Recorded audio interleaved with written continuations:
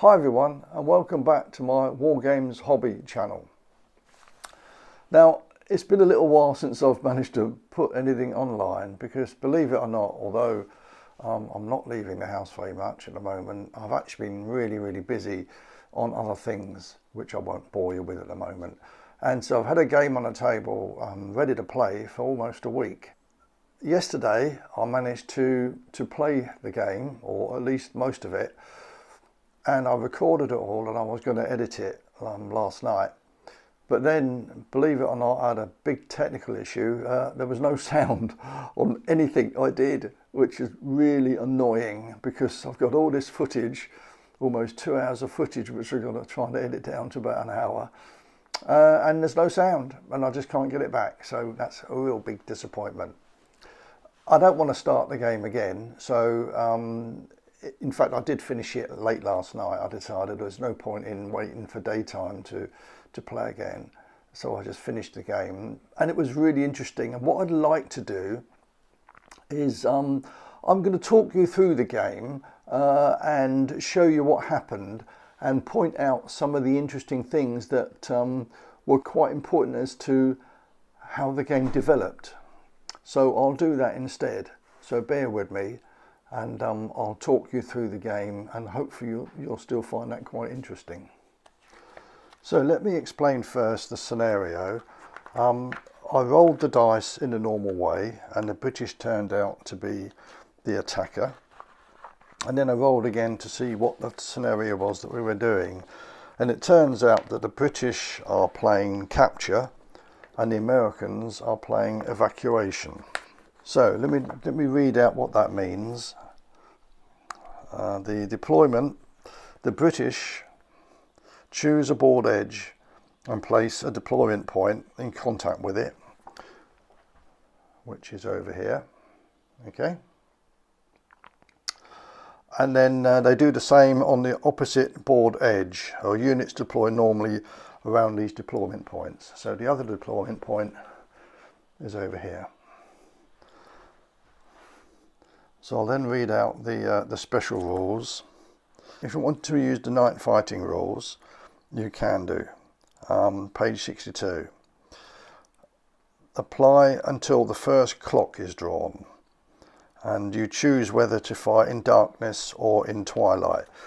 Well, in fact, I decided I would fight in twilight, but would you believe when I played the game, the very first deal of the hands, a clock card came out, so that was null and void anyway, which is just fluke really. And then the victory conditions for the British: you win the game immediately if you are occupying the majority of the Hamlet's buildings, even with just one figure, and no enemy units other than civilians are within 4 inches of any buildings in the Hamlet. So that's the British task, which I'll explain a little bit more about what unit types we have, etc. Then I'll explain what the rules were for the Americans. They had evacuation. So they placed 2 deployment points on the table, and at least one of these deployment points must be placed within 6 inches of the centre of the table, which is, there we are, you can see that one there. The other can be placed anywhere but more than 24 inches from an enemy deployment point. So the other one was placed, in fact, quite near the first one, because the American decided he would want to keep his troops together anyway. So special rules for the Americans. After the first red clock card of the game is drawn, the enemy side must make 2 objective markers. And so the enemy, which is British, put the objective markers next to where they came on. There was no reason why they couldn't. It doesn't say in the book that you can't do that. They placed these markers on the table in open terrain, each in contact with a different board edge and more than 24 inches apart. So what I've done there works. And units of civilians can withdraw from the table via either of these withdrawal points. So you can see why the British wouldn't want them, for example, over here, because they would get off easily and would lose the game. So they made it a bit difficult for the Americans and putting them near where, in fact, the British troops came on. The victory conditions for the Americans is as soon as half the civilian figures have left the table, you win the game. So that's the basics of the game. Now the troop types that are being used are here. Here we are, I'll show you those now. There's the troop types. You can see we've got a British officer with 2 units of light infantry of 8 each, 6 butlers, rangers and 4 warriors. And the Americans have got an officer, 2 units of Continentals, 1 of 15 and 1 of 12, and then they got the 10 occupants of the Hamlet. So that's the scenario, and because I like to sort of make it even more a believable sort of story, I've added a wagon there. And what it is, I've decided to make it interesting. This is there's a little story involved around this. So it's generally been accepted by the local commander that the Hamlet, not far off of a road between 2 towns, has rebel sympathies. And in fact, an ammunition wagon has in fact gone missing, and it's been spotted in this little hamlet. So the British local commander has decided to put an end to this, and he's going to go and occupy the hamlet. On his way there, the troops that he sent, when they've arrived in the area, they've realised there are some Continentals there which are just about to evacuate the wagon and the civilians. So just to make it a bit more interesting, the wagon is purely there as a bit of scenery. It's not actually really a part of the game, but they will go along next to the civilians. So that's the setup. Now the Americans have decided to try and get these civilians off the table.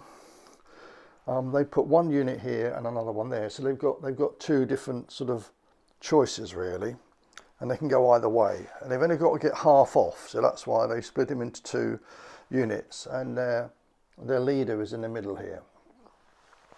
And the Continental commander, the officer on the horse here, has decided that maybe the best way is to hold with this unit here and try and use this unit, the bigger unit, to push towards the northwest corner so the civilians can leave. So that's all well and good. Now on the British side, the British officer has decided that he's going to split his force into 2. He's keeping all his light infantry coming on this side, and then the best unit he has on the table, which are butlers, rangers, along with some Indian allies, will come on the other side and try and split the enemy force up. So that was the plan, and now I'm going to tell you what happened. It's quite interesting actually, so I hope you bear with me on this. I'll just explain what actually happened. So the first thing was that as the cards came out, they favoured very much the American side, and within, I'm just going to move these now, in a very short time, over a couple of moves, the Continentals moved up through that area there and formed up nicely facing the wood. They also managed to move the civilians this way a little bit. These came over this way. This was a mistake actually. He should have left those where they were, but he moved them that way as well. And then the other unit here, the wagon moved a bit as well. And this other unit moved forward. Now, the advantage to the Americans is these are close order troops. And they're quite good quality. Unlike the other games I've played them, they've been provincials, but I've made these regulars, so they're pretty good troops. And they're going to try and use their volley fire to good effect, because volley fire in a wood, you don't have any minuses for shooting. They're still quite effective. If they shoot normally in the wood, the troops would get cover in the wood, but with volley fire it doesn't count. It's only hard cover that affects volley fire. Dense cover doesn't. So that was the plan. It's a good plan to try and blast their way through. And over here, the British did move forward very, very slightly, but they weren't in any hurry. And in fact, I'll just move this up a little bit. Then I realised that as the Continentals got nearer to the British troops, there we go, one of the problems was they couldn't actually see them. Because if you look at the rules with regard to spotting, the light infantry in the woods, if you look at the chart which you use, there we are over here, it starts off at 96 inches. Well, you've got to move 4 columns to the left straight away for the unit being in dense cover. So there we are. It says if the unit being spotted or figure being spotted is in an area of dense or solid cover. Well, it's dense cover, it's a wood, so that's minus 4 columns. So straight away it's down to 18 inches, the line of sight. But also the unit has the scout trait, so that goes down another one. So basically this unit cannot see anything unless it's within 12 inches of it, which is obviously a big disadvantage. In addition to that, the terrain does take, because it's in the terrain comes up in 2 places. First of all, if you look on here, you can see here it's minus 4 because it's in dense terrain. This is the scout trait, which is another minus 1. But over here, it reads that for every complete 3 inches of dense cover, you lose another minus 2. Which means these trying to spot into that wood, they've got a very, very short range indeed. They're actually down to 4 inches, so you know they really can't see them at all. Coming the other way, these are in open, but this unit still has to spot through here, but it's only 3 inches. So basically they're spotting at 36 inches, and you can only spot at 4 inches. Because it's minus 4 for being in the wood, and minus another 2 for 3 inches or more of terrain, which in fact that guy wasn't there. These guys were in the wood. There was 3 inches here. And the fact they've got the scout trait makes them very hard to see. So this unit kept moving up to try and get a bit nearer, and this kept progressing, and the British decided they wouldn't come out, they'll stay where they were, they're quite happy. No one had fired yet at this point, and yet they still couldn't see them. This exactly happened on the other side as well. Over here, these guys moved up. But in the meantime, the Butler's Rangers did come forward because they wanted to be able to shoot. They were confident they'd be able to shoot at these and do a lot of damage, and the Indians moved up to the edge of the wood as well. And what happened early on was they did shoot and they did kill a couple of figures, but their morale was fine. And then when it was their turn, they fired back, and they managed to shoot, to kill one of the Butler's Rangers. And then unfortunately for the Butler's Rangers, incidentally they could see them, because of course once the Butler's Rangers had shot, okay, and although they're in a dense wood, there wasn't a 3-inch gap here, so it was only minus 4. And because they got the scout trait, it was minus 5, which would have meant 12 inches, which of course they were within 12 inches.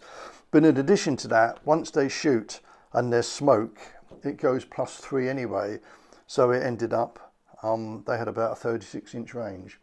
So having shot these guys, they then showed where they were, and they shot back. Unfortunately for the Butler's Rangers, they then threw a disastrous morale test, and they had to flee. So that was a really good result for this unit here. So that was the good news on that side. The bad news on this side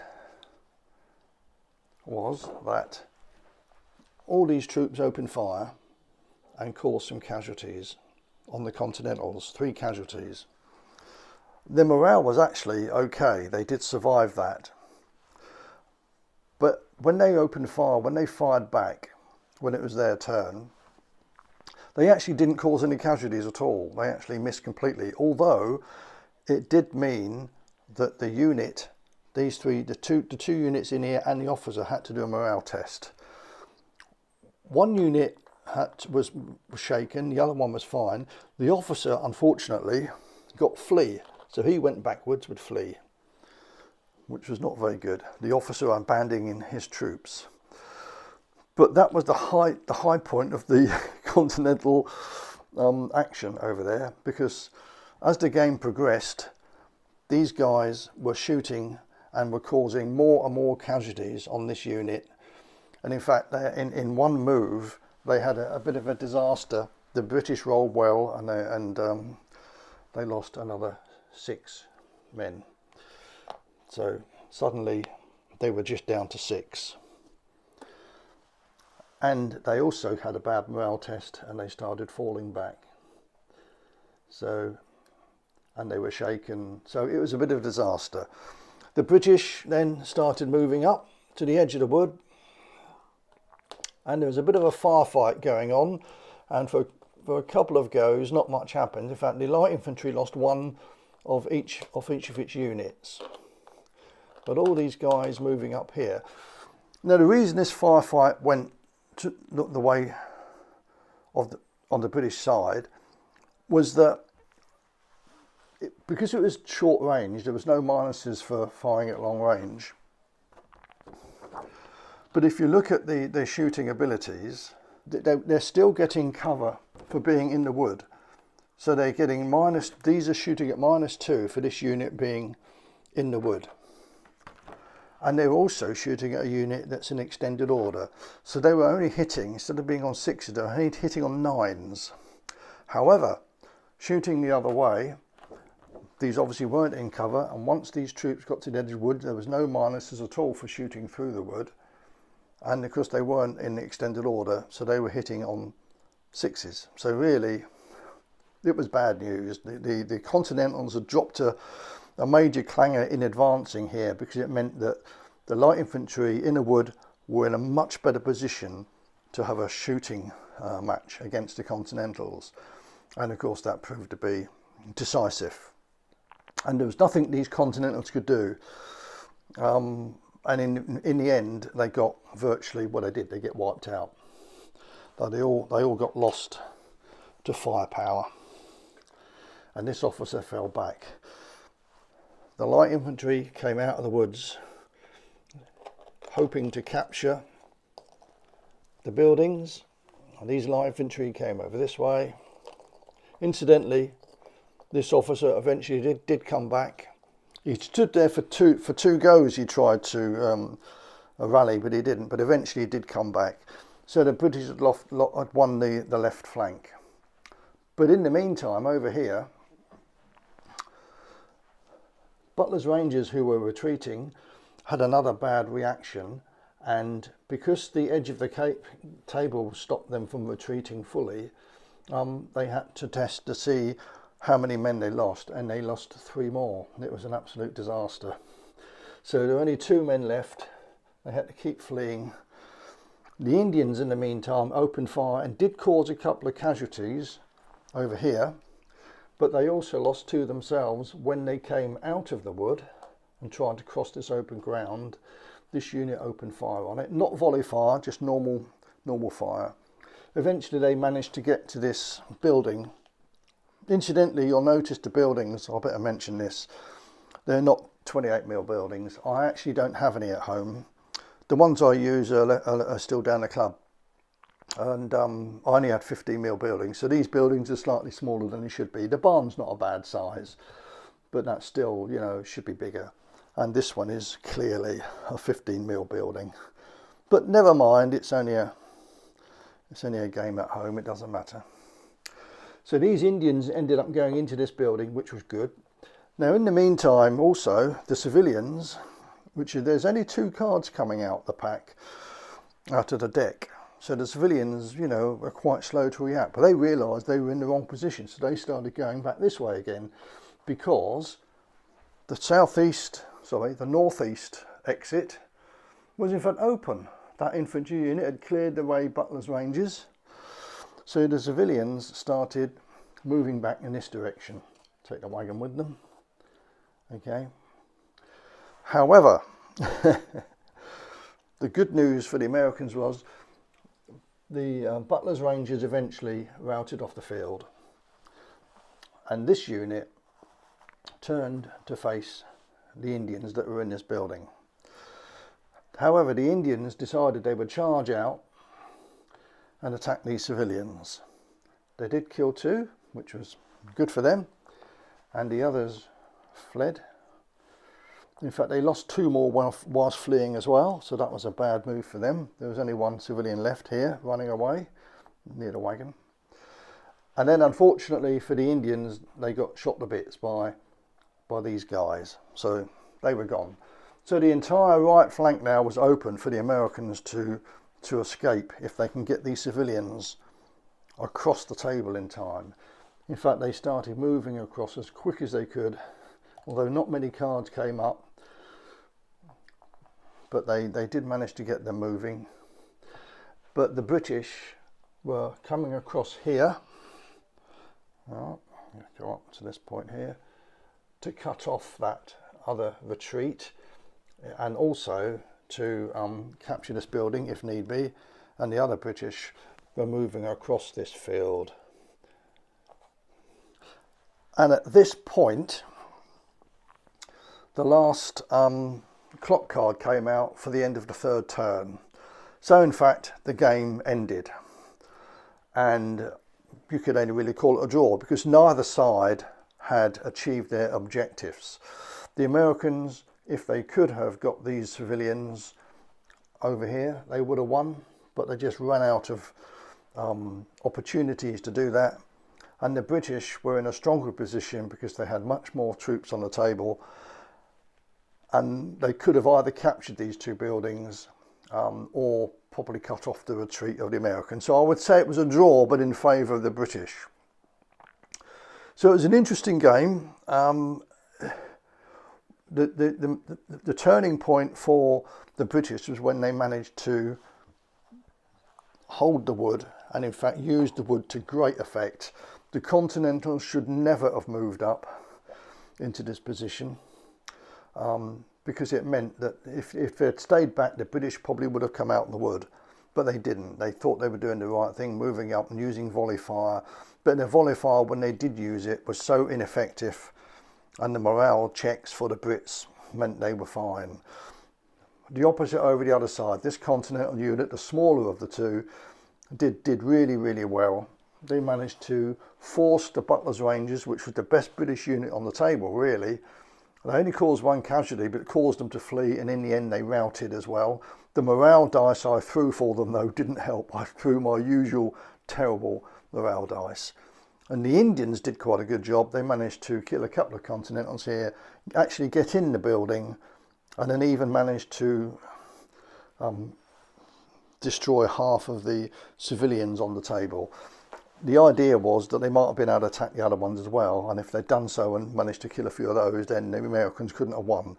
But they got shot by these Continentals that had a very good game. This unit here were the heroes for the Americans. And the British, which were hoping that the Butler's Rangers and Indians would do more of the damage to the enemy forces, it was the other way around. The other telling point in this game, the Continental, or the American side, only had the regular cards in the pack, and of course the civilian cards as well, though there's only 2 of those. But the British side had not only regular cards for their light infantry, but they had the irregular cards for their Rangers and the Indian cards for the Indians. So they had a lot more cards in use anyway. Also, throughout the game, the Americans were really unlucky in that they often had 2 and sometimes even 3 cards in the hand that were all the opposite colour. So it really did restrict them doing what they wanted. And had the cards been a little bit kinder to the American side, they probably could have got these civilians off a bit quicker. I think they made a mistake by splitting their civilians into 2 and sending them both to the left. They should have left this unit here they wasted a lot of time coming over here and then had to go back again. They should have stayed where they were. So that was an error. But the cards dealt to the Americans, the amount of red cards they had, was very unlucky. So that shows you that having 3 different troop types against one actually works in favour, obviously, of the units that are the army that's got different troop types, to more troop types, because it means, the cards are coming out more often. So yeah, it turned out to be a really interesting game.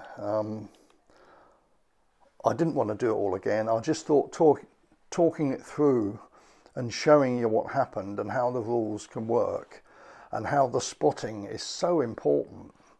I say the Continentals not been able to shoot first. They had to wait till they got shot at, and then when they did shoot, they were pretty rubbish anyway. But they were just being shot to bits because they were in the open, and the guys in the woods got the protection of the wood, and the Continentals didn't. So that was an error. So overall, a very, very good game. I thoroughly enjoyed it. I shall do another. I'm in my lounge at the moment, or in my sort of dining area of my lounge, but I can't stay here for another week. So what I'm going to do is I'm going to move. Now the weather's improved. Out in my garden, I've got a garage, and in there I can set up. That's where my painting room is. I can set a game up there on my desk. So that's what I'll do. I shall do another game and I'll set it up in a different location. But yeah, this has been a really, really enjoyable experience, and hopefully, although you haven't seen the moves themselves, by explaining what happened and the advantages and disadvantages of each side, it might help you decide, what's best for you to do. I'm really getting to like these rules. I've had 3 really good games so far with them, and there's nothing that stands out as being, in every set of rules there's something you think, well, no, that's not quite right, I don't like that, and you start doing house rules. I haven't reached that stage with these at all. There's nothing really at the moment I can think of that I would change. They seem to work really, really well, and maybe I've been lucky, maybe they're just really, really well written. But I'm very, very happy to play these. I haven't yet played against other people, and I suppose because I'm playing just against myself, nothing's sort of cropping up that might be a problem. But there shouldn't be. I've read through the rules, and there's nothing that I can see, to me, that doesn't work. It seems to work very, very well.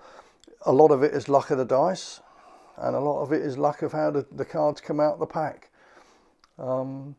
But yeah, it's really, really a very enjoyable game, and certainly at the moment this is by far the most enjoyable skirmish game I've ever played, and I should be doing another one, and I really look forward to playing some of the guys down the club.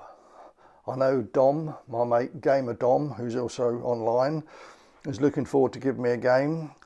Whether we do American War of Independence or whether we do French and Indian Wars, I'm not sure. He's got a French and Indian War army, and I haven't got that, so we might use his figures. I think he's got a few American War of Independence as well. But yeah, I'll look forward to that, and then maybe we'll find something that isn't right. But at the moment, I can't say there is. It's really, really good. So well done, guys, at Studio Tomahawk. We seem to have developed a really nice set of rules. The first set, incidentally, I think I explained to you on another video I did. This first supplement, this one here, covers the American War of Independence, the French and Indian Wars, and the War of 1812. I know Studio Tomahawk now are working on the Napoleonic Wars supplement, and there will be others to follow, because you might have seen in the book, if you haven't already got them, there are pictures in there of various periods, American Civil War, Zulu Wars. So it's going to cover sort of quite a few periods through the sort of 17 and 1800s, sort of black powder period really. But certainly the first one works really well.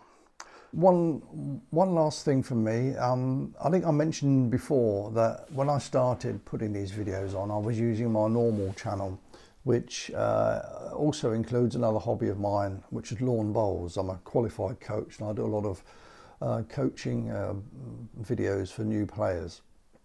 You don't really want to see that necessarily. I'll be releasing some soon, and so if you've already subscribed to my normal channel, then you probably want to unsubscribe to that and subscribe to my new channel, which is here, which is my War Games hobby channel.